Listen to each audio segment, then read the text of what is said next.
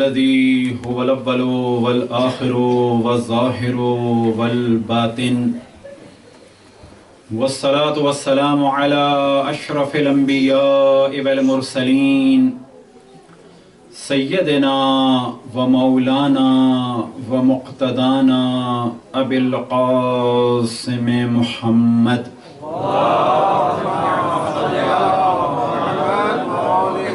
وعلى أهل بيته الطيبين الطاهرين المعصومين سيما بقية الله في الأراضين مهدي المنتظر أرواحنا وأرواح العالمين لتراب مقدمه الفداء ولعنة الله على أعدائهم ومنكر فضائلهم وغاصب حقوقهم إلى قيام يوم الدين.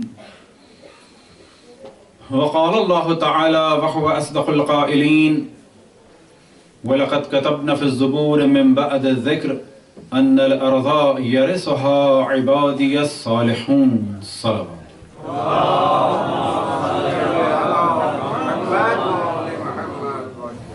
امروز 11 محرم و در این وقت در این شب تاریک میشه گفت که قافله اسیران کربلا نزدیک کوفه هست.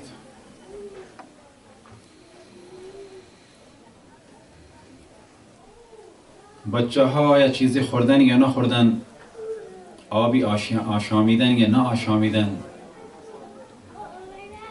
چه وضعی هست. فقط میشه بگیم که این اسیرها الان به وضعی اسیر هستند که نزدیک به کوفه هستند و تمام شب نزدیک دروازه های کوفه میمانند و گریه میکنند.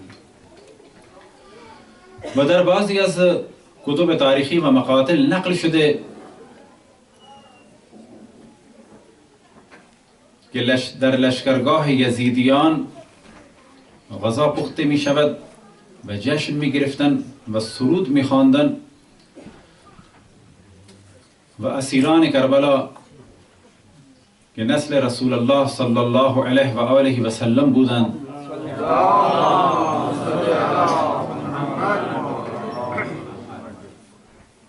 تشنه و گرسنه بودند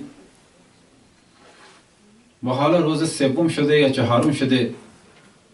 گاهی به این بچه ها یه مختصری آب می دادن فقط برای این که اینها زنده بمانند تا برسند به دربار امیر عبیدالله ابن زیاد ملعون.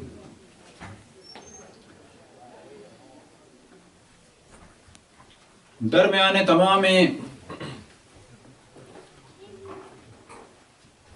خانم هایی که با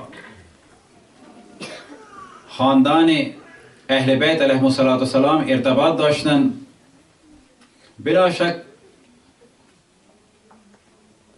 حضرت فاطمه الزهرا صلوات الله و سلام علیها از حیث مقام و عظمت و جلالت از همه بزرگتر بودند. ولی 3 خانم ها که اتفاقا فقط اسم یکی از اینها را خود شیعیان اهل بیت علیهم السلام میدانند و 2 تاشون را معمولا نمیدانند که یکیشون حضرت زینب صلوات الله و سلام علیها هستند. که این 3 خانم یک خصوصیاتی دارند که اهمترین خصوصیتشون این هست که بعد از شهادت یک امام و در زندگی یک امام از طرف امام وقت احکام صادر می فرمودند که گاهی در اذهان سوالی به وجود می آید که حضرت زینب صلوات الله و سلام علیها یه درجه بلندی داشتن. اون چه درجه بود؟ فقط همین بود که خواهر امام حسین علیه السلام هستند، پس خواهران دیگری هم داشتن ایشون. ممکنه کسی بگه که بله این دختر مولا امیرالمومنین، که بله دختران دیگری هم داشتن. ممکنه کسی بگه که مثلا ایشون یک فضیلت دیگری دارند که دختر حضرت فاطمه زهرا صلوات الله و سلام علیها بودند. بله این هم یه فضیلت بزرگی هست، ولی همین فضیلت را حضرت ام کلثوم سلام الله علیها هم داشتند. حالا یه فضیلت ممکنه دیگری کسی مطرح کند و این که ایشون بزرگتر حضرت ام کلثوم سلام الله علیها بودند. یعنی فقط فضیلتشون همین بود که یک سال قبل از حضرت ام کلثوم سلام الله علیها ایشون متولد شدن، فقط همین فضیلت بود؟ نه، فضیلت واقعی ایشون این بود که در زمان امام وقت محافظ جان امام وقت بودند و در همون وقت محافظ هدف امام شهید یعنی امام حسین بودند.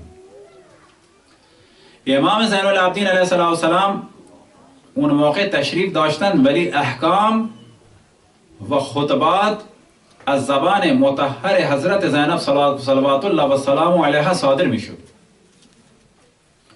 دو تا خانم های دیگری که الان فقط اسمشون میبرن و در گفتگوی اردو با تفصیل حرف میزنم، یکیشون هست حضرت حمیده خاتون.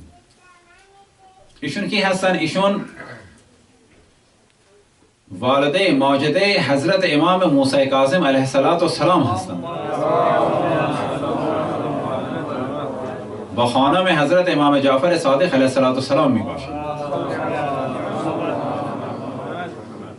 و یه خانم دیگری که ما گفتیم که سه تا خانم هستن که یه عظمت و جلال و یه حیثیت خاصی داشتن در میان اهل بیت علیهم السلام، یه مقام خاصی داشتن که سومشون هستن حضرت حدیث خاتون صلوات الله و سلام علیها، یعنی زوجه امام علی نقی علیه السلام و مادر گرامی امام حسن عسکری علیه السلام بر محمد و آل محمد سلام، که بعد از امام جعفر صادق علیه السلام حضرت حدیث خاتون وصی امام جعفر صادق علیه السلام بودند و با اینکه امام موسی کاظم علیه السلام تشریف داشتند و امام وقت بودند، ولی به خاطر حفظ جان ایشون احکام که صادر میشد چند مدتی از زبان مطهر حضرت حمیده خاتون والده ماجده امام موسی کاظم علیه السلام صادر میشد. یه مقام خاصی دارن اینا سه تا خانم ها. و بعد از غیبت امام زمان علیه السلام وصی حضرت امام حسن عسکری علیه السلام والدهشون بودن، یعنی حضرت حدیث خاتون صلوات الله و سلام علیها، که بعضی از مسائل سیاسی، بعضی از مسائل اقتصادی که مرتبط به موقوفات بود، ارتباط به خمس و زکات و اموال دیگری داشته و همینجوری مسائل نظریاتی به وسیله این خانم ها حل می شد که اتفاقا عموما شیعه ها این سه خانم ها را از این زاویه نمی بینن. پس باید ما بدانیم که از این روز یا هم میشه بگیم که بعد از عصر عاشور حضرت زینب صلوات الله و سلام علیها یه مقام خاصی داشتن، یه مقام خاص داشتن، با این که امام وقت امام زین العابدین علیه السلام تشریف داشتن. لذا حضرت زینبی که قبل از شهادت امام حسن امام حسین یک کیفیاتی داشتن و بعد از شهادت امام حسین علیه السلام یک کیفیات خاصی داشتن که ظاهرا در بعضی از مقاتل نقل شده که وقتی که ایشون خیلی دیگر پریشان بودن و حتی بعضی از علما اینجوری استنباط میکنند که بله وقتی که امام حسین علیه السلام دست گذاشتن به سینه مقدس حضرت زینب صلوات الله و سلام علیها، پس قلب مطهر، قلب نازنین حضرت زینب سلام الله علیها قرار گرفت. و شاید این یکی از معجزات امام حسین علیه السلام بوده که حضرت زینب سلام الله علیها را یه جای بلندی بردنشون، که اون مقام بود برای حفظ اسلام، اون مقام بود برای حفظ خون امام حسین، اون مقام بود برای جان امام زین العابدین علیه السلام، اون مقام بود برای حفظ شریعت. پس ما چه مرد باشیم چه خانم ها که اینجا تشریف دارند، ما باید بدانیم که راه نجات برای ما فقط در روش زندگی حضرت زینب صلوات الله و سلامه علیها هست و هدفشون همین بود که دین امام حسین علیه السلام باید باقی بمانه. نام امام حسین علیه السلام، ذکر امام حسین علیه السلام، یاد امام حسین علیه السلام باید باقی بمانه. حضرت زینب صلوات الله و سلامه علیها بعد از امام حسین علیه السلام تقریبا 1 سال فقط زندگی کردند. اونم یه زندگی بود که بنو امیه پریشان شده بودن، داد می زدن برای اینکه خطبات حضرت زینب سلام الله علیها و گریه های حضرت زینب سلام الله علیها یه طوفانی برپا می کرد. و خود این عزاداری که حالا ما داریم میشه گفت که ابتدایش از حضرت سید الساجدین و از حضرت زینب و حضرت ام کلثوم علیهم السلام می باشد.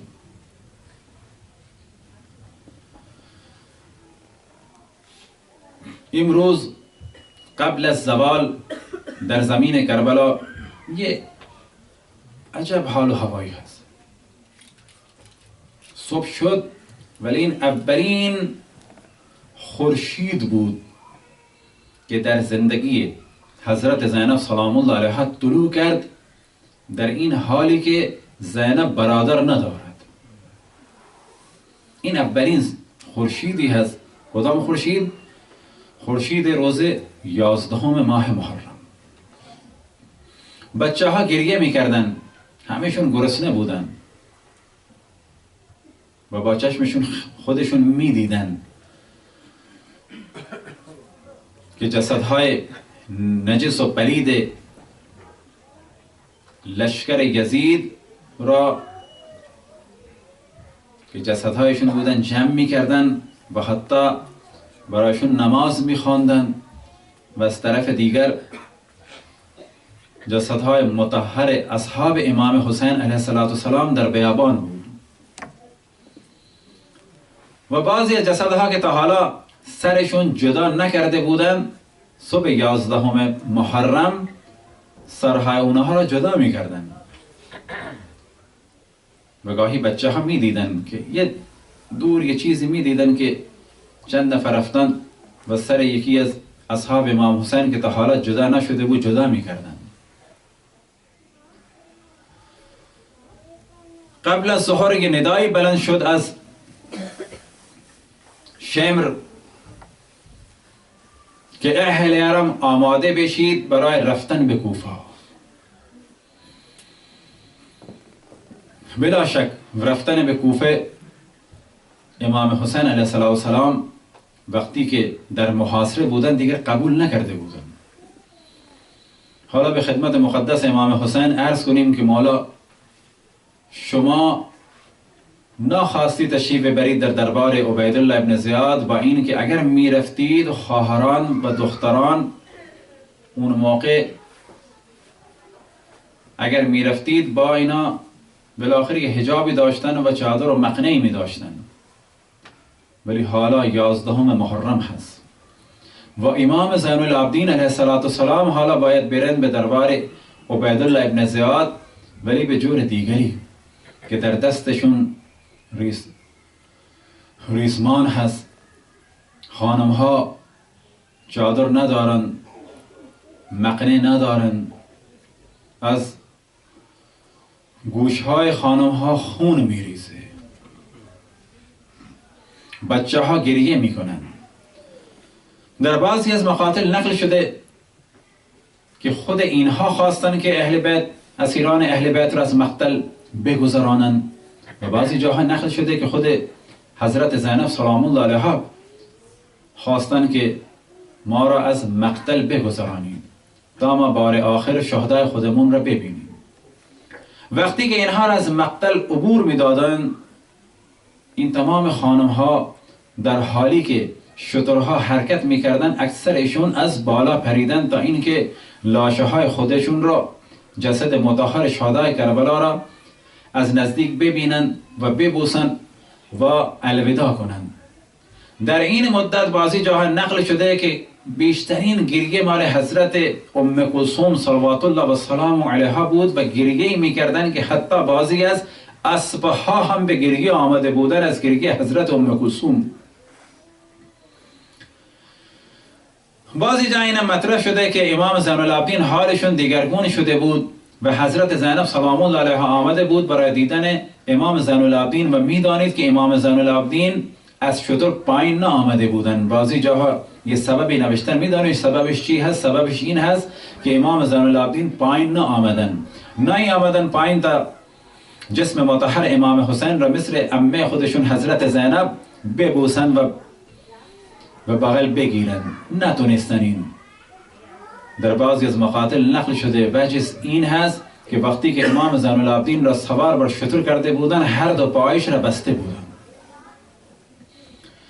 و وقتی که این قافله رسیده به کوفه، یه داستانی هست که مسلم جساس میگه که یکی از شیعیان بود که میگفت که ما در قصر دارالاماره بودیم، در قصر عبیدالله ابن زیاد بودیم، تزیین و آرایش میشد. من سوال کردم از کسی که این تزیین و آرایش برای چی هست. کسی گفته بود که یه خارجی خروج کرده است. من پرسیدم که این اسمش چی هست. گفته شد که این حسین ابن علی هست. بعد این مسلم جساس میگه من مشغول کار بنایی بودم، یه چیزی یه آله‌ای در دستم داشتم، وقتی این رفت زدم به دست خودم که خودم فکر میکردم که دیگر شاید نابینه میشم. یه مرتبه از اون قصر بیرون آمدم، گریه میکردم. هی دیدم که یه قافله داره می آید که خانمها بدون کجاوه سوار بر شترها هستند و جلو اینها سید الساجدین زین العابدین علی ابن الحسین هست که از گلویشون و از رانهایشون خون جاری هست. میدانی که سبب جریان خون از پاهایشون چی بود؟ ظاهرا همون سبب بود که ایشون را وقتی سوار بر شتر کرده بودن، هر دو پایش را بسته بودن. این یه عجب عالمی بود و مسلم جساس گریه میکرد و بیشترین گریه برای چی بود؟ حتی عالم هم گریه کنه نمیتونه حقش ادا کنه، برای این که حضرت زینب و حضرت ام کلثوم در این عالم بر شترها سوار بودن که چادر نداشتن و بازی ها نگاه میکردن. السلام علیک یا ابا عبدالله،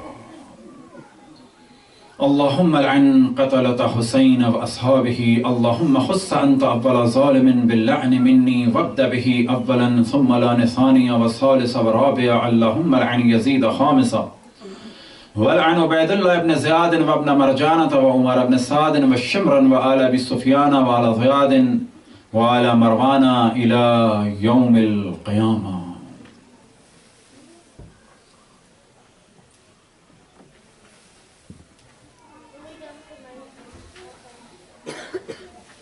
بسم الله الرحمن الرحيم،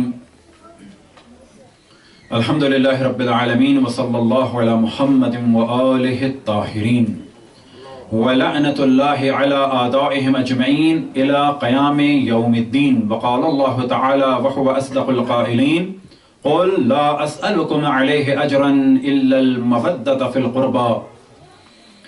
وقال الإمام علي بن الحسين زين العابدين عليه الصلاة والسلام لو أن النبي تقدم إليهم في قتالنا كما تقدم إليهم في الوصايا بنا لما ازدادوا على ما فعلوا فإنا لله وإنا إليه راجعون. خداوند تبارک و تعالی کا حکم تھا کہ اے میرے حبیب کہہ دو کہ میں تم سے اپنی رسالت کی کوئی بھی اجرت کسی بھی قسم کی طلب نہیں کرتا مگر یہ کہ میرے قربا سے مودت کرو. جب امام زین العابدین شام سے رہا ہو کر مدینے پہنچے تو مدینے کے باہر آپ نے خطبے میں ارشاد فرمایا کہ اگر رسول اللہ نے جس طرح سے ہماری مودت کا حکم دیا، اگر اس کے برعکس ہم پر ظلم کا حکم دیتے تو بھی یہ قوم اتنا ظلم نہیں کر سکتی تھی جو مودت کے حکم کے بعد ہم پر کیا. یعنی مودت کے حکم کے بعد ظلم کیا، اگر ظلم کا حکم دیتے تو بھی اس سے زیادہ نہیں کر سکتے تھے، جبکہ حکم تھا مودت کا. اور جتنا ہم شکر ادا کریں کہ ہم ان میں سے ہیں کہ جو اہل بیت علیہ الصلوۃ والسلام سے محبت کرتے ہیں، لیکن یہ محبت ایسی محبت نہیں ہے کہ ساتھ ہی دشمنوں سے بھی محبت کریں.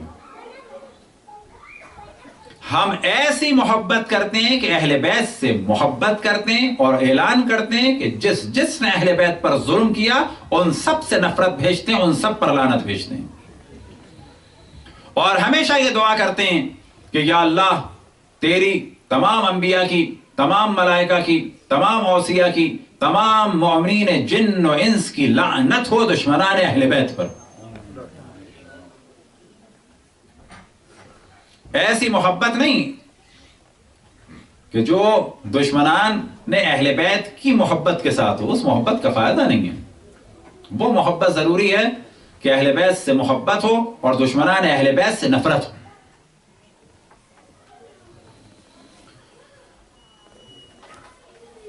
گیارہ محرم سے حضرت زینب سلام اللہ علیہا کو خداوند تبارک و تعالیٰ نے ایک خاص, بلکہ خود عصر عاشور سے خاص مقام عطا کیا. کچھ توجہ ہم نے فارسی میں دلائی, اور ہمیشہ جب بھی حضرت زینب سلام اللہ علیہا کی عظمت کے بارے میں گفتگو کرتے ہیں, یا جب بھی امام زمان علیہ السلام سے متعلق گفتگو ہوتی ہے, تو دو خواتین کا اور ذکر کرتے ہیں کہ اتفاقاً دنیا کے اکثر شیعہ ان دو خواتین, ان دو بعظمت خواتین کی عظمت سے بالکل ناآشنا ہے. اور عالم اسلام میں یہ تین خواتین, اور یہ ہم پہلے اس جانب توجہ دلا چکے کہ بلا شک مقام سب سے بلند حضرت فاطمہ صلوات اللہ وسلام علیہا کا ہے. لیکن یہ تین خواتین ایک خاص حالات اور واقعات میں سخت ترین دور میں آگے آتی ہیں اور دین کو سنبھالتی ہیں. جناب سیدہ سلام اللہ علیہ نے بلا شک دین کو بچایا, دین کو سنبھالا. اور یہ فتق کا جو قضیہ ہے, کہ اس کے بارے میں کہا جائے کہ خود یہ خطبہ اور فتق کا پورا موضوع جناب سیدہ سلام اللہ علیہ کی ذوالفقار ہے. لیکن جناب سیدہ سلام اللہ علیہ کی زندگی میں مولا امیر المومنین موجود تھے,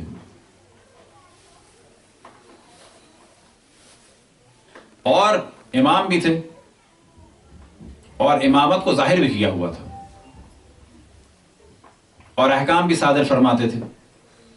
لیکن تین خواتین جن میں سے پہلے حضرت زینب سلام اللہ علیہ ہیں, کہ ان کی فضیلت کی جانب ہم نے پہلے توجہ دلائی کہ فقط فضیلت یہ نہیں ہے کہ وہ امام حسین کی بہنیں, وہ تو اور بہنیں بھی تھیں. فقط فضیلت یہ نہیں ہے کہ مولا امیر المومنین کی دختر ہیں, اور بھی دختران تھیں. فقط فضیلت یہ نہیں ہے کہ جناب سیدہ کی بھی دختر ہیں, تو وہ تو حضرت ام کلثوم سلام اللہ علیہ بھی تھیں.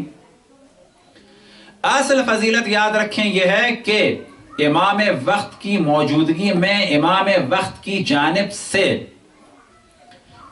امام حسین کے خون کی محافظ ہیں, اور خود امام زین العابدین کی جان کی محافظ ہیں, اور جان کے خطرے کی وجہ سے احکام جو صادر ہوتے ہیں وہ زبان مطہر حضرت زینب سلام اللہ علیہ سے ہو رہے ہیں. یہ خاص مقام ہے. بالکل یہی مقام, یعنی اسی قسم کا کہ محفل اور زیادہ پر رونق ہو, وہ حضرت حمیدہ خاتون. حضرت حمیدہ خاتون کون تھیں؟ یہ امام جعفر صادق علیہ السلام کی زوجہ تھیں, امام موسیٰ کاظم علیہ السلام کی والدہ تھیں. اور پہلے ہم نے توجہ دلائی کہ بنو عباس کے دور میں حالات بہت خراب تھے, لہٰذا امام جعفر صادق علیہ السلام کا ایک دور وہ تھا جب بنو امیہ بنی عباس کا ٹکراؤ ہو رہا تھا, تو شاگرد کثرت سے محضر مبارک امام میں حاضر ہوتے تھے. لیکن جیسے ہی بنو عباس مکمل پاور میں آ گئے تو اتنا ظلم کیا کہ بنو امیہ کو پیچھے چھوڑ دیا ظلم میں. اور پھر ایک ایسا دور آ گیا تھا کہ ایک مومن امام سے ملنا چاہتا ہے اور امام کو مدینے سے جلا وطن کوفے کی جانب حیرہ میں کیا ہوا ہے, تو وہ مومن سوال بھی نہیں کر سکتا. لہٰذا وہ گزرتے ہوئے ایک شخص سے کہ جو کھیرے بیچ رہا تھا, یعنی خیار بیچ رہا تھا, اس کا ٹوکرا خریدتا ہے اور اس کے بعد بھیس بدلتا ہے اور گلی میں جا کے آواز لگاتا ہے. اس زمانے میں امام جلا وطنی کی زندگی گزار رہے ہیں. اب امام کو اللہ کی جانب سے علم ہو جاتا ہے, اس کو بلاتے ہیں, بلانے کے بعد تبسم فرماتے ہیں اور پوچھتے ہیں اب بتاؤ تمہارا سوال کیا ہے. یہ حالات اور واقعات. اب ایسے حالات اور واقعات میں اب آپ تصور کریں کہ ایک ہی امام کی زندگی میں ایک یہ عالم تھا پھر ایک یہ عالم امام نے وصیت فرمائی. اب یہ ذہن میں رکھیں کہ وصی الگ معنی میں، امام اور خلیفہ یہ بالکل الگ موضوع ہے. وصی سے کیا مراد ہے؟ مولا امیر المؤمنین وصی کے رسول اللہ صلی اللہ علیہ وآلہ وسلم تھے، یعنی ان کی وصیتیں کس کے نام تھی؟ مولا امیر المؤمنین کے نام. بس یہ ذہن میں رکھیں کہ وصی بالکل الگ موضوع ہے، امام بالکل الگ موضوع ہے. جب امام کی شہادت ہو گئی تو محمد بن سلیمان یہ والی مدینہ تھا، اس کے نام خط لکھا. کس کے حکم سے لکھا گیا؟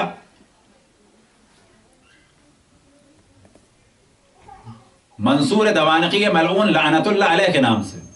یہ خود تھا دربار میں. اب یہ ذہن میں رکھیں تاریخ جب پڑھیں تو اس طرح سے پڑھنا چاہیے کہ جس طرح سے آج سیاستدان اخباروں میں بیان دیتے ہیں اور بیانوں کی حیثیت نہیں ہوتی، وہ یہ قاتل سیاستدان کہ جس کو اس نے قتل کرایا ہے اسی کی تعزیت کے لیے وہ بڑا اچھا سا خط لکھے گا اور کہے گا کہ صحیح ہے، بڑے عزیز تھے اور یہ تھے اور وہ تھے اور بڑے دلیر تھے، بڑے شجاع تھے اور میں تو بڑی عزت کرتا تھا. تو یہ حقیقت نہیں ہوتی، یہ بیان بازی ہوتی ہے. بالکل ایسے ہی منصور نے امام کی کچھ فضائل بیان کیے اور اس کے بعد کہا کہ اب کہاں کوئی جعفر ابن محمد جیسا پیدا ہو سکتا ہے. یہ دربار کی باتیں ہو گئیں. بعد میں وزیر سے کہا کہ خط لکھو محمد بن سلیمان کو کہ جس کے نام بھی وصیت ہے جعفر ابن محمد کی یعنی امام کی، اس کو قتل کرو، سر میرے پاس بھیجو. قتل کرو، سر میرے پاس بھیجو. اب اس کے کچھ دن کے بعد خط آیا. اب ظاہر ہے اس زمانے میں خط لکھنے والا بھیجنے والا خاص آدمی ہوتا تھا، وزیر تھا وہ. پڑھنے والا بھی وہی تھا، ان امور کو دیکھنے والا بھی وہ تھا. خط بھی اس نے لکھا. بعد میں خط آیا تو اب یہ بادشاہ کے پاس خط پڑھ رہا ہے اور جب خط پڑھا تو یہ بھی ہنسا اور بادشاہ بھی ہنسا، کیونکہ خط میں جواب یہ تھا والی مدینہ محمد بن سلیمان کا کہ جعفر ابن محمد یعنی امام جعفر صادق علیہ السلام نے اپنے وصیت نامے میں 4 آدمیوں کا نام لکھا ہے. پہلا نام وصیت نامے میں آپ کا ہے، منصور کا. دوسرا نام میرا ہے. تیسرا نام اپنی زوجہ کا ہے. کس کا؟ حمیدہ خاتون کا. اور اپنے بیٹے معذرت 5 اور اپنے بیٹے عبداللہ کا اور اپنے بیٹے موسیٰ کا. اب آپ بتائیں کس کا سر بھیجوں؟ صلوات پڑھیں پر محمد وآل محمد. اب اس طرح سے امام کو کیونکہ علم غیب تھا، امام نے جان بچائی کس کی؟ امام موسیٰ کاظم علیہ السلام کی اور اپنی زوجہ کی بھی، اپنے دوسرے فرزند کی بھی. لیکن 2 فرزندوں کا نام لکھ کے اور زوجہ کا نام لکھ کے ان کو بچا لیا. اس خطرناک دور میں یعنی ابتداء امامت امام موسیٰ کاظم علیہ السلام میں جو شروع میں جتنے بھی سیاسی مسائل، اقتصادی مسائل، موقوفات کے مسائل، خمس کے مسائل اور جتنے مسائل تھے ان میں حضرت حمیدہ خاتون صلوات اللہ والسلام علیہا کی زبان مقدس سے احکام امام صادر ہوتے تھے. امام موسیٰ کاظم تھے، احکام ان کی زبان مطالعہ صادر ہوتے تھے. آسان مسئلہ نہیں ہے، یہ آسان مقام نہیں ہے. اور ہمارے مومنین میں آج تک ان 3 خواتین کے مقام کو اور مرتبے کو، اللہ کا شکر ہے حضرت زینب سلام اللہ علیہا کے مقام اور مرتبے کو اس حد تک جانا ہے، لیکن اس اینگل سے نہیں دیکھا جاتا. یہ ان کا مقام تھا اور یہ کوئی جذباتی یا اتفاقی یا حادثاتی مقام نہیں تھا، یہ ایک بلند مقام تھا.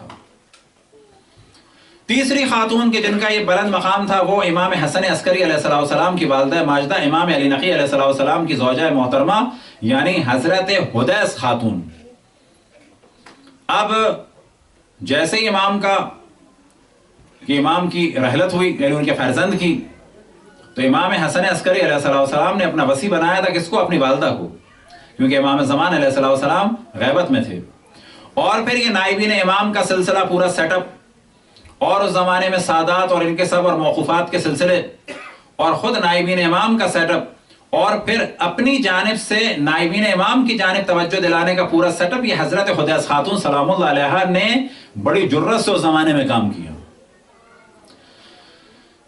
حکیمہ خاتون یعنی جو بہن تھیں امام علی نقی علیہ السلام کی اور پھوپھی تھی امام حسن عسکری علیہ السلام کی، اور امام زمان علیہ السلام کی ولادت کے وقت امام حسن عسکری علیہ السلام نے حضرت حکیمہ خاتون کو بلایا تھا.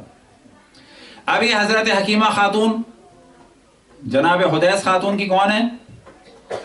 رشتے میں کہا جائے نند.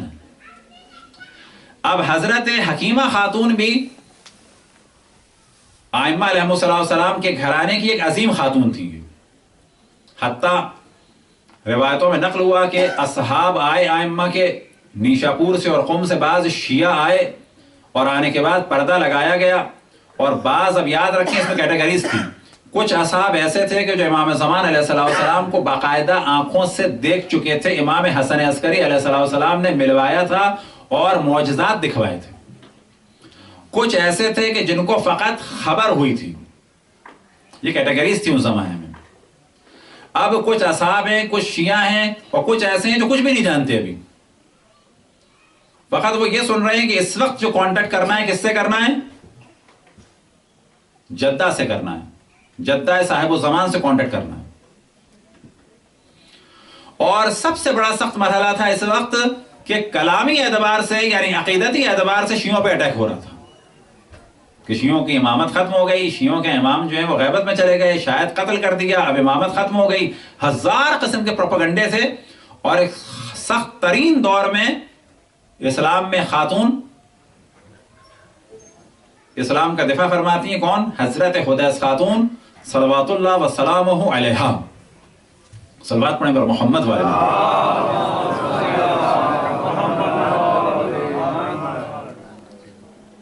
اب کچھ خواتین آئیں تو معذرت کچھ افراد آئے، اصحاب اور بڑے درجے کے اصحاب، اور شیعہ قم سے، نیشاپور سے، مختلف علاقوں سے. اور پھر اس کے بعد آئے کہاں پر؟ حضرت حکیمہ خاتون کے پاس. پردہ لگایا گیا اور حضرت حکیمہ خاتون سے سوال کیا گیا کہ اب ہم کیا کریں. حضرت حدیث خاتون ان کا ایک لقب ہے کہ شاید اس سے بڑا لقب جو ہے وہ کسی بھی خاتون کو نہیں ملا. ان کا ایک لقب ہے مفزع الشیعہ. حضرت حدیث خاتون کا لقب ہے مفزع الشیعہ، شیعوں کی پناہ گاہ. یعنی پوری شیعت اس وقت پناہ میں تھی حضرت حدیث خاتون کی. لہذا سوال کیا گیا کہ اب ہم کیا کریں. تو حضرت حکیمہ خاتون نے فرمایا کہ تم سب کے سب پناہ میں جاؤ. کس کے؟ جدہ صاحب الزمان کے، یعنی امام وقت کی دادی کی پناہ میں جاؤ. پھر انہوں نے سوال کیا کہ ایک خاتون کی پناہ میں؟ اب یہ زمین ہموار کی جا رہی تھی تو اس پہ حضرت حکیمہ خاتون فرماتی ہیں ہاں. پھر بعض جگہ ہے کہ انہوں نے نام لیا حضرت زینب کا، اور بعض جگہ ہے کہ انہوں نے دونوں نام لیے، بالکل ویسے ہی جیسے کہ حضرت زینب خاتون کی پناہ میں، بالکل ویسے ہی جیسے کہ حضرت حمیدہ خاتون کی پناہ میں گئی تھی شیعت. آج تم سب پناہ میں جاؤ کس کے؟ صاحب الزمان کی دادی کی. صلوات پڑھیں بر محمد و آل محمد. تو یہ ایک سب سے بڑا مقام تھا. اور ہم نے ساتھ میں 3 خواتین کا ذکر یوں کرتے ہیں کہ ہماری روش یہ ہے کہ وہ عظیم ہستیاں، وہ عظیم موضوعات، وہ عظیم چیزیں کہ جو ہمارے ہاں کلچر کی وجہ سے یا رسم کی وجہ سے کہ جی اب تک ہم نے نہیں سنا، کب تک نہیں سنا، تو اب تک نہیں سنا تو بالآخر اب سن لیا جائے. ان ہستیوں کا اب تصور کریں مفزع الشیعہ، اصلا پوری شیعت کی پناہ گاہ. آسان سادہ لقب نہیں ہے کوئی. پھر اس زمانے میں آپ سوچیں عقیدتی بحثیں ہو رہی ہیں تو اس میں یہ آگے علماء کو تیار کرنا، اس پورے نائبین امام کے نیٹ ورک کی جانب، کیونکہ ان کی جانوں کو خطرہ تھا، پھر مومنین کی توجہ دلانا کہ اب وہاں توجہ دو. سخت ترین موضوعات. بیٹا مقابلے میں کھڑا ہے، کون؟ جعفر کذاب. قاضی کے پاس لے جاتا ہے، جائیداد کا مسئلہ، دفن کا مسئلہ. حتیٰ خود یہ جب دفن ہونے کا وقت آیا تو وہ سامنے کھڑا ہو گیا. سخت ترین دور میں حضرت حدیث خاتون نے پورے سسٹم کو بچایا. تو یہ ضمن ذکر ان 3 بزرگ خواتین کا کہ بلا شک ہمارا دل شدت سے جلتا ہے کہ جب حضرت زینب سلام اللہ علیہ کو اس زاویے سے نہ دیکھا جائے. لیکن اللہ کا شکر ہے ان کا ذکر ہے, اسلام کے ساتھ ساتھ ذکر ہے. جب اسلام کا ذکر ہے تو حضرت زینب کا ذکر ہے. لیکن ان 2 خاتون کا تو ذکر ہمارے یہاں بالکل نہیں ہے. یعنی یہاں بھی کہا جا سکتا ہے کہ جتنے خواتین حضرات ہیں کبھی شاید انہوں نے سنا ہو کہ اتنی 2 جلیل القدر خواتین تھیں حضرت زینب سلام اللہ علیہ کے بعد کہ امام وقت کی موجودگی میں ان کی زبان سے امام کے احکام صادر ہو رہے ہیں, اور امام کی اور امامت کی اور شیعوں کی اور پورے دین و اسلام کی محافظ. البتہ یہ مثال اگر دنیا میں پیش کی جائے, کہا جائے کہ نا ہمارے ہاں تو اتنی جلیل القدر خواتین ہیں, اور کوئی اس کے اندر ہم تکلف نہیں کرتے کہ بتائیں کہ ہاں ہمارے دین کو جلیل القدر خواتین نے مختلف مرحلوں میں بچایا, کہ جن میں پہلا مرحلہ تھا حضرت خدیجہ صلوات اللہ وسلام علیہا کی زندگی میں, پھر حضرت فاطمہ سلام اللہ علیہا کی زندگی میں, پھر حضرت زینب سلام اللہ علیہا, حضرت ام کلثوم سلام اللہ علیہا, پھر ان کے بعد حضرت حمیدہ خاتون, اور پھر حضرت حدیث خاتون, اور ان کے علاوہ دیگر جو ہستیاں تھیں ائمہ علیہم السلام کے گھر کی. تو یاد رکھیں کہ بلا شک دین جو آج باقی ہے یہ صرف اور صرف اہل بیت اور ان سے وابستہ ہستیوں کی وجہ سے باقی ہے. اور آج اگر یہ دین باقی ہے تو یاد رکھیں کہ یہ دین باقی ہے ان افراد کی وجہ سے جو اہل بیت سے وابستہ ہیں, کہ صرف فہرست کہا جا سکتا ہے, صف اول کہا جا سکتا ہے اس پوری تاریخ شیعہ میں ہمارے علماء اور مراجع کہ آج جن کی زحمات کی وجہ سے یہ دین اس طرح سے دنیا تک پہنچا ہوا ہے کہ تفصیل سے اس وقت مراجعیت کے موضوع میں گفتگو نہیں کی جا سکتی, نہ اتنا وقت ہے نہ اب مہلت بچی. فقط اتنی توجہ دلائیں کہ آپ مصائب شیعوں کو دیکھیں جو شیعوں پہ گزرے, جو اس وقت دنیا میں سیاسی حالات شیعوں کے ساتھ ہر جگہ ہوئے, اور کبھی یہ تصور کریں کہ اتنی بڑی آبادی ہے, اتنے ممالک ہیں, دوسرے مذہب سے تعلق رکھنے والے مسلمانوں کے کیا کلچر کے اعتبار سے, سیاست کے اعتبار سے, طاقت کے اعتبار سے, عزت اور شوکت کے اعتبار سے جتنا احترام اور طاقت, چاہے وہ سیاسی ہو چاہے وہ دنیا کو بدلنے کی ہو, جو مراجع شیعہ کے پاس ہے کیا کسی اور کے پاس ہے؟ نہیں ہے. ہم لوگ اپنے قدر و قیمت کو نہیں جان رہے. آپ کو تعجب ہوگا اس وقت وہابی تو خداوند تبارک و تعالی جس طرح سے بنو امیہ اور بنو عباس سے اور خوارج سے اسلام کو نجات دی, انشاءاللہ اس وہابیت کے فتنے سے بھی اسلام کو پاک اور پاکیزہ رکھے. آج پاگل ہوئے ہوئے ہیں یہ. اس عراق میں ہمارے مراجع کی جو پالیسی کی وجہ سے آج مومنین وہاں پاور میں ہیں, آج پاگل ہوئے ہوئے ہیں بڑی شدت سے. وہ جو موضوع آپ کو بتایا تھا کہ روتے ہیں بعض دفعہ کہ نیشا پور ہاتھ سے نکل گیا, رافضیوں کے ہاتھ میں چلا گیا, آج وہ روتے ہیں کہ یہ کہاں سے کہاں پہنچ رہے ہیں. اگر آپ باہر کے ٹی وی دیکھیں, باہر کے چینلز دیکھیں, خصوصاً عربوں کے, اور اس میں ان کے انٹرویوز دیکھیں, خود علماء کے ان کے انٹرویوز دیکھیں, بعض ان کے کلپس دیکھیں جو تقریروں میں ہیں, رو رہے ہیں کہ یہ پھیل رہے ہیں, یہ پھیل رہے ہیں, یہ پھیل رہے ہیں, انہیں قتل کرو, انہیں روکو, انہیں مارو. وجہ یہ ہے کہ ہم اللہ کا شکر ہے بڑھتے چلے جا رہے ہیں. یہ جو ہم بڑھ رہے ہیں اس میں سب سے زیادہ دخل ہے, یاد رکھیں, ذکر مقدس امام حسین کو. اب جیسے 2-4 دن پہلے سید نے توجہ دلائی تھی کہ میڈیا پہ ہم لوگ کام نہیں کرتے. بلا شک میڈیا سے ضروری چیز ہے, پیغام رسانی بغیر میڈیا کے اس وقت ممکن نہیں ہے. پیغام اہل بیت بغیر میڈیا کے نہیں ہو سکتا, یاد رکھیں. ابھی سوال کیا جائے اس موضوع کو آج ہی نوجوان قربتاً اللہ انجام دیں, جو ہماری بعض خواران ہیں اور ماہر ہیں کمپیوٹر کی, وہ اس کام کو انجام دیں, اور آج سے لے کے قربتاً اللہ امام حسین علیہ السلام سے اور خصوصاً حضرت زینب سلام اللہ علیہا سے توسل کریں اور بیعت کریں کہ آپ نے اس وقت اس کام کو انجام دیا. آج سے ہم ایک کام, وہ کام کیا, تبلیغ تو بڑی ضروری چیز ہے, ایک کام میڈیا کے حوالے سے کہ پچھلی دفعہ بھی ہمیں بہت زیادہ شوق لگا تھا, اس دفعہ بھی بہت زیادہ شوق لگا. آج سے آپ لوگ شروع کر دیں گروپ بنا کے یا بغیر اس کے, جتنے دنیا کے بڑے ٹی وی چینلز ہیں, نیوز پیپرز ہیں, اسی طریقے سے جو نیوز ایجنسیز ہیں, ان کی توجہ دلائیں کہ دنیا میں سب سے بڑا اجتماع آج اس روئے زمین پر عاشور میں کربلا میں ہوتا ہے، اور اس سے بڑا اجتماع آنے والا ہے. اس کے لیے ابھی سے آپ لوگ حرکت کریں تاکہ تمام دنیا کی میڈیا پہ دکھایا جائے کہ دنیا کا سب سے بڑا اجتماع کہاں پر ہو رہا ہے؟ کربلا میں، اربعین امام حسین علیہ الصلوۃ والسلام میں. لیکن آپ دیکھیں دنیا کے اکثر چینلز نے نہیں دکھایا. یہ توجہ کون دلائے گا؟ ممکن ہے بعض چینلز کو توجہ نہ ہو، بعض کو توجہ دلانی ہے، بعض سے پریشر ڈالنا ہے ای میلز کے ذریعے سے، توجہ دلانے کے ذریعے سے کہ اتنا اہم ایونٹ آپ نے ضائع کر دیا، آپ کے پاس یہ خبر نہیں ہے. اسی طرح سے Guinness book of world record والوں کو، مختلف لوگوں کی توجہ دلائیں کہ یہ آنے والا دن ہے. کتنے دن کے بعد آنے والا ہے؟ آج سے پورے 40 دن کے بعد تقریباً، یعنی 39. اب یہ 39 ڈیز بہت ہی کام کریں. کس لیے؟ کہ دنیا کے ٹی وی چینلز اربعین کو دکھائیں. یہ اربعین کا رش سبب بنے گا کہ جتنا ٹی وی چینل میں آئے گا تو پہلا جملہ لوگ سمجھیں گے کہ یہ رش کہاں پر ہے؟ کربلا. کربلا میں کس کی قبر مطہر ہے؟ حسین ابن علی کی. یہ پہلی تبلیغ ہوگی. اگلا موضوع یہ آئے گا اتنے لوگ رو کیوں رہے ہیں؟ پھر آئے گا مارا. کون تھے یہ؟ گرانڈ سن آف پروفٹ محمد. کس نے مارا؟ کیوں مارا؟ کیسے مارا؟ کون ہیں یہ لوگ؟ ان کا کیا نظریہ؟ ان کا کیا عقیدہ ہے؟ پھر تدریجاً یہاں سے بحثیں نکلتی ہیں کہ یہ شیعہ ہیں. بس یاد رکھیں پوری دنیا میں کیا، کیوں، کیسے، کب سے، کس نے، یہاں سے سوالات بنتے ہیں.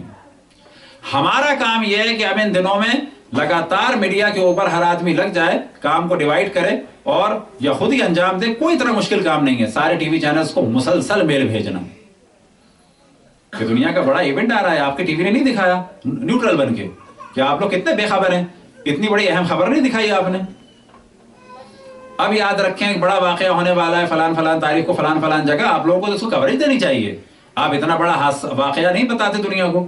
اس طرح سے مختلف لب و لہجے میں، مختلف ناموں سے، مختلف نظریات کا اپنے آپ کو ظاہر کر کے مختلف افراد سے یہ کرائیں ای میلز، تاکہ پتہ چلے کہ اربعین امام حسین کیا ہے، امام حسین کون، ان کا ہدف کیا تھا. وہ جو ہم نے بعض موضوعات بیان کیے کہ خصوصاً لائبریری وغیرہ کے حوالے سے، تو اب کیا ہمیں اللہ کتنی مہلت دیتا ہے، کیا کرتا ہے، یہ تو خدا ہی کو معلوم ہے.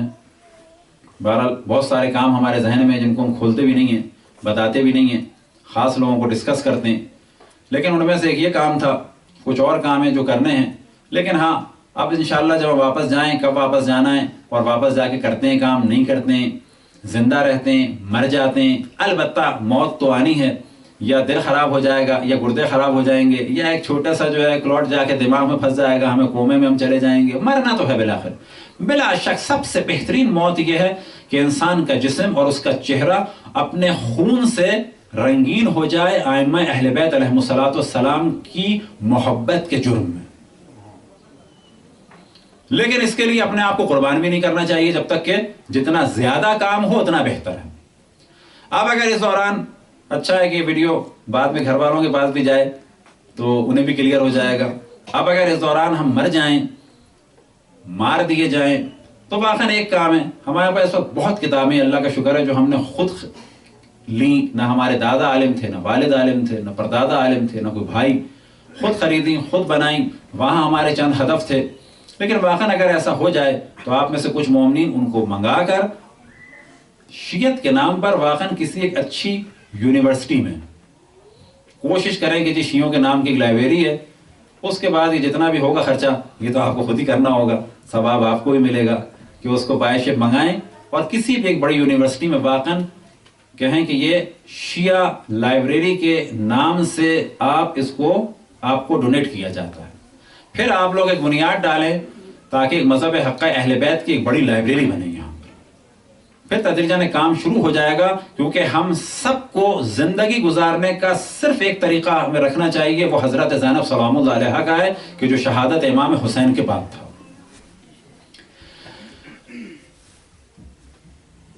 کوفے کے شہداء میں سے ایک کا ذکر انشاءاللہ کریں گے. اب وہ ہیں جناب عبداللہ ابن عفیف. آج 11 محرم کے کچھ مصائب کی جانب توجہ رہے کہ کچھ پہلے سلسلے وار بیان کریں تاکہ اندازہ ہو کہ یہ دن بلا شک سخت ترین دن ہے. اور ایک جانب ہم نے توجہ دلائی تھی کہ جس کی جانب توجہ رہے کہ بلا شک جو مصائب امام حسین علیہ السلام پر پڑے کسی پہ نہیں پڑے، وہ خاص مصائب تھے، لیکن جو مصائب امام زین العابدین علیہ السلام پر پڑے وہ بلا شک بہت سخت تھے مصائب۔ اور جب روز محشر روایات میں ہے کہ اللہ کی جانب سے ندا آئے گی این زین العابدین این زین العابدین، تو امام تشریف لائیں گے، لیکن یہ توجہ رہے کہ اس وقت کتنے لوگ ہوں گے؟ انبیاء ہوں گے، ائمہ ہوں گے، خود حتیٰ اشرف الانبیاء مولا امیر المؤمنین امام حسن اور خود امام حسین۔ لیکن اللہ سبحانہ و تعالیٰ کی جانب سے اس لقب سے کس کو بلایا جائے گا؟ امام علی ابن الحسین کو۔ وجہ کیا ہے؟ وجہ یہ ہے کہ کسی سے بھی امتحان لیا جاتا معصومین میں سے سب بلا شک اچھے سے اچھا انجام دیتے، اشرف الانبیاء بلا شک سب سے بہتر انجام دیتے، مولا امیر المومنین امام حسن امام حسین بلا شک ان کا مقام امام حسن سے بالا تر ہے، امام زین العابدین سے بالا تر ہے۔ لیکن یہ امتحان سوائے امام زین العابدین کے اللہ نے کسی سے لیا نہیں۔ اگر لیا جاتا تو بلا شک وہ بھی کامیاب ہوتی، لیکن لیا نہیں۔ اب کیونکہ لیا نہیں تو ان معصومین میں سے کسی نے بھی ان مصائب کے بعد اس دنیا میں 2 رکعت نماز بھی نہیں پڑھی۔ بات ہے کلیئر؟ فرق ہے کہ دربار میں پھوپھیاں اور بہنیں اور بیٹیاں ہوں، گلے میں توق ہو، ہاتھوں میں ہتھکڑیاں ہوں، پاؤں میں بیڑیاں، اور پھوپھیوں کے سروں پہ چادریں اور بہنوں کے سروں پہ چادریں اور بیوی کے سر پہ چادر اور بیٹیوں کے سروں پہ چادریں نہ ہوں، اور پھر اتنی عبادت کی جائے کہ سب سے زیادہ جو سجدے مشہور ہیں وہ امام زین العابدین کے مشہور ہیں۔ تو اگر ان سے لیا جاتا تو بلا شک ان کا امتحان بہترین ہوتا جواب، لیکن اللہ نے لیا نہیں، اور جب لیا نہیں تو اس طرح سے کسی کو عبادت کا موقع بھی نہیں ملا۔ مثال کے طور پہ یہ نہیں کہا جا سکتا کہ مولا امیر المومنین نے 2 رکعت نماز پڑھی کب کہ جب پھوپھیاں اور بیٹیاں اور بہنیں اور زوجہ اور بچیاں جو ہیں وہ اسیر تھیں۔ کیا پڑھی کبھی ایسے 2 رکعت نماز؟ موقع ہی نہیں ملا۔ تو یہ وجہ ہے امام کے اس بلند مقام کی، کیونکہ روز عاشور کے بعد مصائب سخت ترین مصائب تھے جو نہ کسی نبی پہ پڑے نہ کسی وصی پر، کہ جو امام زین العابدین پر پڑے۔ کہ سب سے پہلا جو ایک کہا جا سکتا ہے منصب امامت پر فائز ہونے کے بعد سب سے پہلے سوال کرنے والی کون؟ حضرت زینب سلام اللہ علیہا، کہ خیمے جل رہے ہیں ہم کیا کریں؟ پہلا جواب منصب امامت پر فائز ہونے کے بعد امام کیا فرماتے ہیں؟ علیکن بالفرار۔ ایک سخت ترین مقام ہے کہ امام وقت منصب امامت پر فائز ہوا ہے۔ پہلا سوال پھوپھی نے کیا، پہلا سوال خیمے جلتے وقت ہوا، اور پہلا جواب یہ ہے علیکن بالفرار، خیموں سے باہر نکلیں۔ یہ ہے ابتداء امامت۔ 11 محرم کا دن، کہ کل ہم نے توجہ دلائی کتنے بچے شہید ہوئے، کیا کیا ہوا، اور انہی مصائب میں سے ایک مصیبت جناب فاطمہ بنت حسین کی کہ بیابان میں دوڑ رہی تھیں اور گھوڑے پہ ایک سوار پیچھا کر رہا تھا، نیزے سے حملہ کیا، جناب فاطمہ بنت حسین زمین پہ گری، ان کا مخنا نوچا، ان کے گوشوارے نوچے۔ جب وہ ہوش میں آئیں تو کیا دیکھا کہ حضرت زینب سلام اللہ علیہا کی آغوش میں ہے۔ حضرت زینب سلام اللہ علیہا گریہ فرما رہی ہیں، اور انہوں نے سوال کیا حل من خرقۃ استر بها راسی، آیا کوئی کپڑا ہے جس سے اپنا سر چھپا لوں؟ تو حضرت زینب سلام اللہ علیہا نے جواب دیا یا بنیۃ امتک مثلک، اے میری بیٹی تیری پھوپھی بھی تیری طرح سے۔ یہ سب کچھ کس کی نگاہوں کے سامنے؟ امام زین العابدین کی نگاہوں کے سامنے۔ خود امام زین العابدین کو جلتے ہوئے خیموں سے کس نے نکالا؟ جناب زینب سلام اللہ علیہا نے۔ پھر لاشوں کو کس نے اٹھایا؟ کہ جن بچوں کا ذکر ہوا۔ یہ عصر عاشور، پھر شام غریبہ۔ آج صبح کس عالم میں بچوں نے گریہ کیا؟ کیا گریے تھے؟ کتنے بچے رو رو کے نڈھال ہو چکے تھے؟ کیا بھوک کا عالم تھا؟ کیا پیاس کا عالم تھا؟ ظہر سے پہلے بیویوں کو سوار کیا گیا اور مقتل سے گزارا گیا۔ اب اس کے بعد ایک وقت آیا کہ یہ مقتل کے حالات مصائب میں تیزی سے بیان کریں گے۔ ایک وقت آیا کوفے لے آئے، پہلے کوفے کے حالات بیان کریں، پھر یہ مقتل کے حالات بیان کریں کہ مقتل سے جب گزارا گیا، رات بھر یہ قافلہ بیٹھا رہا کہاں پر؟ کوفے کے باہر، کہ صبح ہو تو کوفے کا دروازہ کھلے، پورے کوفے کو گھیرا گیا، 10,000 فوجی مسلط کیے گئے، دروازہ کھلا تو عجب منظر تھا، لوگ سہمے ہوئے، گھبرائے ہوئے، ہر چھت پہ اور ادھر ادھر فوجی۔ اب حضرت ام کلثوم سلام اللہ علیہا ایک اونٹ پر سوار ہیں۔ اب تصور کریں کہ جب اونٹ پر سوار ہوا جائے تو عام طور پہ جو ایک منزلہ گھر ہیں اس کی چھت پہ جو لوگ بیٹھے ہیں وہ بالکل اونٹ کے برابر آ جاتے ہیں۔ اب جب یہ قافلہ کوفے میں داخل ہوا تو ایک جلوہ تو وہی تھا کہ مسلم جساس کے واقعے کو ہم نے بیان کیا کہ وہ کہتا ہے کہ میں محل کے کاموں میں مصروف تھا، مجھے بتایا گیا کہ یہ محل کی تزئین و آرائش، میں نے پوچھا کس کے لیے ہو رہی ہے تو کہا گیا کہ خارجی نے خروج کیا ہے۔ میں نے سوال کیا کون، تو کہا گیا حسین ابن علی۔ پھر جب میرے ہاتھ میں ایک چیز تھی، جب وہ شخص چلا گیا تو میں نے غم میں اس چیز کو، یہ ایک مستری تھا، کہتا ہے کہ اس چیز کو اتنی زور سے اپنے سر پہ مارا کہ خود مجھے یہ احساس ہو رہا تھا کہ شاید میں اب نابینا ہو جاؤں گا۔ یہ کہتا ہے کہ میں روتا ہوا نکلا تو میں نے کیا دیکھا کہ قافلہ آ رہا ہے، بے کجاوہ اونٹوں پہ بیویاں سوار ہیں، سروں پہ چادریں نہیں ہیں، آگے آگے سید الساجدین زین العابدین، گلے میں طوق ہے اور اونٹ کی حرکت سے گلے سے خون بہ رہا ہے اور رانوں سے خون بہ رہا ہے۔ رانوں سے خون بہنے کی وجہ جو بعض مقاتل میں بیان کی جاتی ہے کیا کہ جب سید الساجدین کو سوار کیا گیا تو اتنے زیادہ بیمار تھے کہ سنبھل نہیں پا رہے تھے، آپس میں ٹانگوں کو باندھ دیا گیا۔ اب نتیجہ کیا ہے؟ جب اونٹ چلتا ہے تو امام کی رانیں زخمی ہو جاتی ہیں۔ ایک وقت آیا کہ جب یہ خاتون نے حضرت ام کلثوم سے سوال کیا من ای اسارا انتن، آپ لوگ کہاں کے اسیر ہیں؟ تو حضرت ام کلثوم سلام اللہ علیہ نے جواب دیا نحن اسارا آل محمد، ہم آل محمد کے اسیر ہیں۔ اب جب اس خاتون نے دیکھا تو جلدی سے نیچے اتری اور اترنے کے بعد کچھ مقنے اور کچھ چادریں لے کے آئیں جو ان خواتین کو دیں کہ یہاں سے استدلال کیا جا سکتا ہے کہ کوفے میں بالآخر ایک ایسا وقت آیا تھا کہ بیویوں کے سروں پہ مقنے بھی نہیں تھے، چادریں بھی نہیں تھیں۔ پھر ایک وقت آیا کہ سروں پہ مقنے تو تھے، کچھ سر چھپ جاتے تھے، لیکن عجیب عالم میں درباروں میں لے جایا گیا، بازاروں سے گزارا گیا۔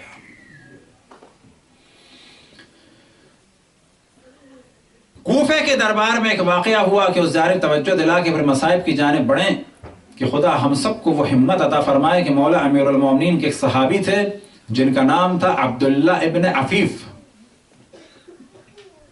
یہ نابینا تھے۔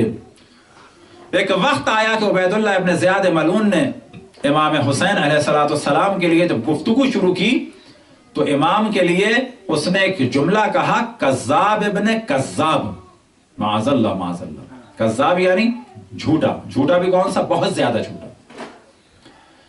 جس پہ جناب عبداللہ ابن عفیف نے کہا کہ تو ہے کذاب ابن کذاب اور جس نے تجھے یہاں بھیجا ہے وہ ہے کذاب ابن کذاب، جس پہ عبید اللہ ابن زیاد نے کہا کہ کون ہے یہ اندھا کہ جو آنکھوں سے بھی اندھا اور ایمان کا بھی اندھا ہے، پکڑو اور اسے قتل کر دو۔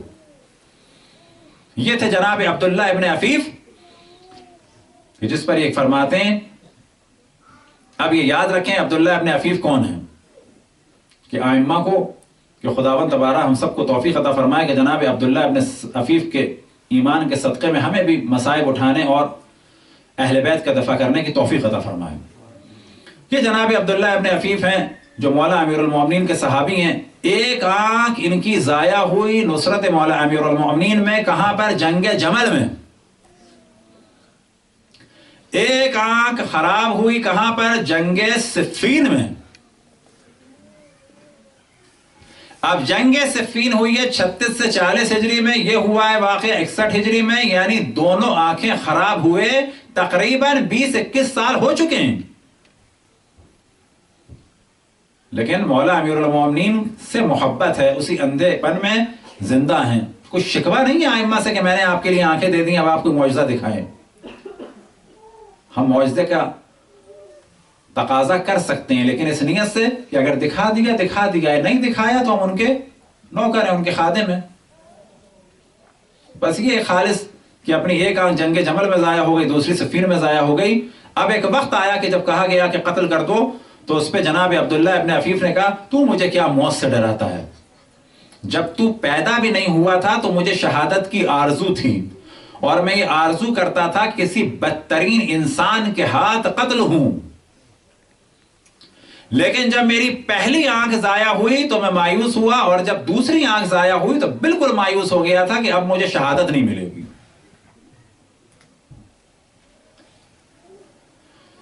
لیکن اس سے پہلے جب عبداللہ ابن عفیف کے لیے کہا گیا اسے گرفتار کر لو تو ان کے قبیلے والے آ گئے اور ان کو بچا کے لے گئے گھر میں. گھر کا محاصرہ کر لیا. اس کے بعد حملہ ہوا گھر پر اور بہت سارے افراد ان کے قبیلے کے اور دوست قبیلوں کے مارے گئے، یہاں تک کہ ان کی صاحبزادی جناب صفیہ نے گریہ شروع کیا اور چیخنا شروع کیا کہ اے کاش میں مرد ہوتی، اے کاش میں آپ کا دفاع کر سکتی. تو باپ نے کہا کہ کیا ہوا؟ تو اس پہ انہوں نے کہا کہ لوگ اب گھر کی دیوار کود کے اندر آ رہے ہیں کیونکہ باہر والے مارے جا چکے ہیں. جناب عبداللہ ابن عفیف نے کہا کہ صرف مجھے یہ بتانا کس طرف تلوار چلاؤں، مجھے تلوار دو. جناب صفیہ نے تلوار دی، عبداللہ ابن عفیف نے تلوار چلائی اور اس تلوار چلانے میں درجنوں افراد قتل کیے. اب ایک وقت آیا کہ گرفتار کر لیا صفیہ کو بھی، گرفتار کر لیا عبداللہ ابن عفیف کو بھی اور لے کے گئے عبید اللہ ابن زیاد کے دربار میں، اور وہاں پر موضوع کو گرم کرنے کے لیے وہی موضوع اٹھایا گیا جو آج اٹھایا جاتا ہے اور سوال کیا گیا جناب عبداللہ ابن عفیف سے وَمَا تَقُولُ فِي عثمان، تم کیا کہتے ہو حضرت عثمان کے بارے میں؟ تو انہوں نے جواب دیا وَمَا لَكَ وَالْعثمان، تمہارا کیا کام؟ ان اسا احسن احسن لنفسه، اگر اس نے اچھا کیا اچھا کیا، برا کیا برا کیا. سل ان کا وعن ابی کا، تو سوال کر مجھ سے اپنے بارے میں اور اپنے باپ کے بارے میں. وعن یزید وعن ابی ہے، اور تو سوال کر مجھ سے یزید کے بارے میں اور اس کے باپ کے بارے میں. یہ وہ وقت کہا گیا کہ اسے قتل کر دو. تو جناب عبداللہ ابن عفیف نے فرمایا کہ میری ایک آنکھ ضائع ہوئی جمل میں، ایک آنکھ ضائع ہوئی صفین میں، مایوس ہو گیا تھا اور میری خواہش تھی کہ بدترین آدمی کے ہاتھوں قتل ہوں، اور آج مجھے لگتا ہے کہ میری دعا قبول ہو چکی تھی. ایک وقت آیا کہ عبداللہ ابن عفیف کو قتل کیا گیا اور جناب صفیہ کو قید میں ڈال دیا گیا. پھر جناب صفیہ کو رہائی دلوائی کو سورس لگا کے کس نے؟ بعد میں کافی مدت کے بعد جناب سلیمان بن سرد خزائی. یہ جناب سلیمان بن سرد خزائی کون ہے؟ کہ جنہوں نے کربلا کے بعد تحریک شروع کی تھی توابین کی. یہ صحابی رسول اللہ، صحابی مولا امیر المومنین اور 92 سال یعنی 92 ایئرز کے تھے یہ. پھر انہوں نے اپنے بیٹے محمد کی شادی کی اس صفیہ خاتون سے. اس صفیہ سے 7 بیٹے ہوئے کہ جو کوفہ کے نامور شیعوں میں سے ہوئے. اس طرح سے شیعت پھیل گئی، یاد رکھیں. جناب عبداللہ ابن عفیف اور جناب سلیمان بن سرد خزائی، جناب صفیہ اور محمد بن سلیمان بن سرد خزائی اور تمام محبان اہل بیت کے درجات کی بلندی کے لیے پر محمد والے محمد صلوات.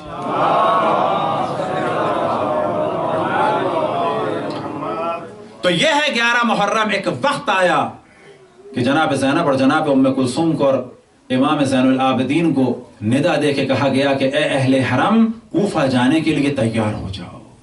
وہ کوفہ کہ جہاں پر امام حسین نہیں گئے، لیکن اگر امام حسین جاتے تو بہنوں کے سروں پہ چادریں تو ہوتی، امام حسین جاتے تو ہاتھ کھلے ہوئے ہوتے، زینب اور ام کلثوم کے ہاتھوں میں رسیاں نہ ہوتی، گلے میں طوق یا ہاتھوں میں بیڑیاں نہ ہوتی. لیکن امام زین العابدین کو کوفہ لے جایا گیا، لیکن کس عالم میں لے جایا گیا کہ بہنوں کے سروں پہ چادریں نہیں تھیں، بہنوں کے ہاتھوں میں رسیاں تھیں، گلے رسیوں سے بندھے ہوئے تھے. امام زین العابدین کے گلے میں طوق، ہاتھوں میں ہتکڑیاں اور پاؤں میں بیڑیاں تھیں. ہاں مومنوں، ندا دی گئی کہ اے اہل حرم کوفہ جانے کے لیے تیار ہو ہو جاؤ۔ ایک وقت آیا کہ بیویوں کو تیار کیا گیا، ایک وقت آیا کہ بیویاں سوار ہوئیں، ایک وقت آیا کہ جناب زینب نے سب کو تو سوار کرا دیا، امام زین العابدین کو بھی سوار کرا دیا۔ دل یہ کہتا ہے کہ ایک وقت ایسا آیا ہوگا جب جناب زینب سلام اللہ علیہ تنہا رہ گئیں تو کبھی کوفے کی جانب، کبھی مدینے کی جانب توجہ کی ہوگی، تو کبھی نجف میں مولا امیر المومنین کو مخاطب کیا ہوگا، تو کبھی مقتل کی جانب ندا دی ہوگی، اے میرے بھیا حسین آؤ مجھے سوار کراؤ، اے میرے بھائی عباس آؤ مجھے سوار کراؤ، اے میرے بھائی عبداللہ، اے میرے بھائی اون، اے میرے بھائی محمد مجھے آؤ اور سوار کراؤ۔ کوئی سواری کے لیے نہ آیا۔ دل یہ کہتا ہے کہ شاید مقتل میں لاشوں میں جنبش ہوئی ہو کہ میری بہن زینب ارے کس طرح سے سوار ہوگی۔ زینب کی نگاہوں میں وہ منظر آیا ہوگا کہ جب مدینے سے سوار کیا گیا شان کے ساتھ، وہ منظر آیا ہوگا جب مکے سے سوار کیا گیا زینب کو ایک شان کے ساتھ، اور تمام وہ مناظر آئے ہوں گے کہ جو مکے سے کوفے کے درمیان تمام منزلوں میں جب زینب کی سواری آتی تھی تو بنی ہاشم گھیر لیتے تھے، احترام سے کھڑے ہو جاتے تھے، اور جب سوار کرنے کا وقت آتا تھا تو جوانان بنی ہاشم زینب کو سوار کرتے تھے۔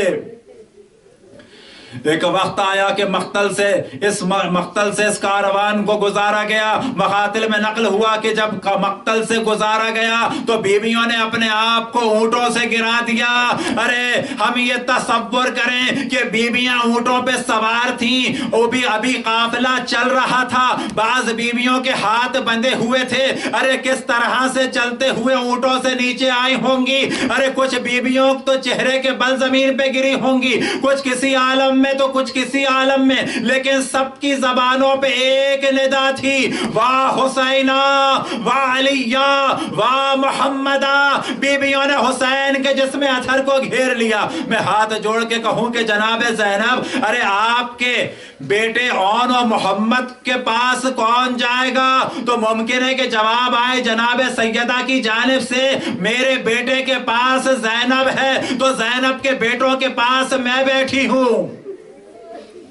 ایک وقت آیا کہ جناب زینب نے اپنے آپ کو امام حسین کے جسم اطہر پہ گرا دیا، امام حسین کے جسم اطہر کو اپنی آغوش میں لے لیا، اپنے دونوں ہاتھ امام کے جسم کے نیچے داخل کر کے اللہ کو مخاطب کر کے ارشاد فرمایا، اللہم تقبل منا ھذا القربان، یا اللہ تو مجھ سے یہ قربانی قبول فرما۔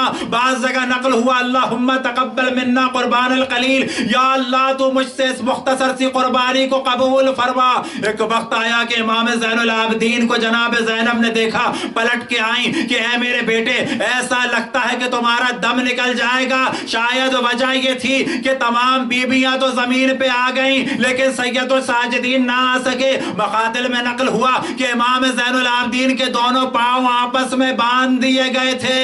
اجرکم اللہ۔ ایک وقت ایسا بھی آیا کہ مقتل سے خدا حافظی کر دی، اب یہ قافلہ چلا کوفے کی جانب اور پھر کوفے سے چلا شام کی جانب۔ ایک شام میں ایسے مصائب پڑے کہ جب سید الساجدین سے پوچھا گیا کہ آپ پر سب سے زیادہ مصائب کہاں پڑے تو آپ نے فرمایا الشام الشام الشام۔ جب سوال کرنے والے نے سوال کیا کہ مولا شام میں کون سے ایسے مصائب پڑے تو آپ نے فرمایا کہ جب ہمارا قافلہ دمشق کے پاس پہنچا تو ہماری پھوپھیوں نے اور بہنوں نے سوال کیا۔ سوال کے معنی کیا ہے کہ درخواست کی کہ ہمیں اس دروازے سے لے جاؤ کہ جہاں پر مجمع کم ہو، لیکن یہ اس دروازے سے لے گئے کہ جہاں پر مجمع زیادہ تھا، اور جب یہ مجمع آ گیا تو پھر دوبارہ سوال کیا یعنی درخواست کی کہ ان شہداء کے سروں کو جدا کر دو۔ کیوں ایسا کہا تھا؟ تاکہ چہروں پہ نگاہیں نہ پڑے، لوگ شہداء کے سروں کو دیکھیں، لیکن ان لوگوں نے شہداء کے سروں کو ہماریوں سے قریب کر دیا، بیویوں سے قریب کر دیا، بیٹوں کے سر ماؤں سے قریب، بہنوں کے بھائیوں کے سر بہنوں کی سواریوں سے قریب۔ مولا فرماتے ہیں کہ نو کے نیزہ پہ سر بلند تھے، یہ لوگ کھیل رہے تھے اور بعض سر زمین پہ گرتے تھے اور گھوڑوں اور اونٹوں کے قدموں سے ٹکراتے تھے۔ اسی پہ اکتفا نہ ہوا، صبح سے شام تک تک ہمیں گلی کوچوں میں پھرایا جاتا تھا، ہمیں کنیزوں اور غلاموں کے محلوں سے گزارا گیا اور ندا دی گئی کہ تم لوگوں کو ان بازاروں میں بیچا جائے گا، لیکن وہ یہ کام نہ کر سکے۔ ہمیں عیسائیوں اور یہودیوں کے محلے سے گزارا اور یہ ندا دی گئی کہ ان کے آباء و اجداد نے تمہارے آباء و اجداد سے جنگ کی۔ یہ اشارہ تھا خیبر و خندق و احد و بدر کی جانب۔ امام فرماتے ہیں کہ جس وقت یہ ندا بلند ہوئی تو کوئی شخص ایسا نہ تھا کہ جس نے ہم پہ حملہ نہ کیا ہو۔ کچھ نے پتھر پھینکے، کچھ نے مٹی پھینکی اور کچھ نے لکڑیاں پھینکی، لیکن مولا پر ایک اور مصیبت ٹوٹی۔ وہ کب ٹوٹی کہ یزید کے دربار کا دروازہ بند، باہر کھڑا کیا گیا۔ اب جو دروازہ کھلا تو عجب منظر دیکھا کہ سامنے تشت ہے، تشت میں حسین کا سر ہے۔ یزید اپنی عصا کبھی امام حسین کے لبوں پر مارتا ہے تو کبھی امام حسین کے چہرے پر۔ جناب زینب، جناب ام کلثوم اور امام زین العابدین کے گریوں کی آوازیں بلند ہو گئیں، لیکن مصائب یہاں ختم نہ ہوئے۔ مومنین، مصائب یہاں ختم نہ ہوئے۔ فقط ایک مصیبت بیان کروں، وہ ایسی مصیبت ہے دل یہ کہتا ہے کہ شاید اسی مصیبت کی وجہ سے حسین کی بچی زندہ نہ رہ سکی اور آج تک شام کے قید خانے میں تنہائی میں قید ہے۔ وہ مشکل کیا ہو سکتی ہے؟ وہ مشکل یہ ہو سکتی ہے کہ ایک وقت آیا کہ حسین کی بیٹی کی جانب اشارہ کر کے ایک شخص نے کہا، یا امیر حبلی ہذہ الجاریہ، اے امیر یہ کنیز مجھے تحفے میں دے دے۔ بچی لرزنے لگی، زینب کے دامن کو تھام لیا کہ بابا کو قتل کر دیا، ہمیں اسیر کر دیا، کیا اب ہمیں کنیزی میں دیا جائے گا؟ جناب زینب نے گرج کے کہا کہ اے یزید تو جھوٹ بولتا ہے، تو یہ نہیں کر سکتا، تو ہم میں سے کسی کو اسیر نہیں کر سکتا۔ ہاں مومنو، فقط ایک تصور کریں، شاید اسی وجہ حسین کی بچی دنیا سے چلی گئی۔ مصائب میں سے سب سے بڑی مصیبت یہ تھی کہ پھر سنبھل نہ پائی۔ ہاں مومنو، فقط ایک مصائب کا جملہ سنیں، مجلس ختم ہو گئی۔ فقط یہ تصور کریں کہ جب یہ جملہ کہا گیا اور اشارہ کیا گیا سید الساجدین کی بہن کی جانب کہ اے امیر یہ کنیز مجھے تحفے میں دے دے، تو امام وقت سید الساجدین زین العابدین دربار میں کھڑے ہوئے تھے۔ یا اللہ، جس نے رسول اللہ جناب سیدہ اور ائمہ پہ ظلم کیا ان سب پہ لعنت فرما۔ یا اللہ، ہم سب کو اپنے رسول، اپنی حجتوں اور خصوصاً امام زمان علیہ السلام کی معرفت اور ان کی خدمت کی توفیق عطا فرما۔ یا اللہ، ہم سب کو اہل بیت علیہ السلام سے محبت کرنے والوں میں سے اور جان اور مال دینے والوں میں سے قرار دے۔ یا اللہ، اس وقت ہم اہل بیت سے محبت کرتے ہیں، ہم پر یہ لطف و کرم فرما کہ جب دم نکلے تو اس وقت بھی اہل بیت علیہ السلام سے وابستہ ہوں۔ یا اللہ، ہماری محبت اہل بیت میں دن بدن اضافہ فرما۔ یا اللہ، جو ہم اہل بیت کے دشمنوں سے نفرت کرتے ہیں اس نفرت میں بھی دن بدن اضافہ فرما۔ یا اللہ، ہم سب کی آل اور اولاد کو اور اگلی نسلوں کو مذہب حق اہل بیت علیہ السلام پر چلنے اور اہل بیت علیہ السلام کے مذہب اور مکتب کی خدمت کی توفیق عطا فرما۔ یا اللہ، ہمیں اپنے رسول، اپنی حجتوں خصوصاً امام زمان علیہ السلام کی محبت زیادہ سے زیادہ عطا فرما۔ اس وقت دنیا میں جہاں جہاں مومنین دشمنوں کے نرغے میں ہیں ان سب کی حفاظت فرما۔ ہمارے دشمنوں کو آپس میں مشغول فرما، ہمارے دشمنوں کی سازشوں کو ان کی جانب پلٹا دے۔ یا اللہ، تجھے واسطہ ہے خون مقدس حضرت فاطمہ سلام اللہ علیہا کا ہمارے دشمنوں کو ایک دوسرے کے خون کا پیاسا بنا دے۔ امام کے ظہور میں تعجیل فرما، ہم سب کو ان کے اصحاب اور انصار میں شامل فرما۔ ربنا تقبل منا انک انت السمیع العلیم۔ ماتم حسین۔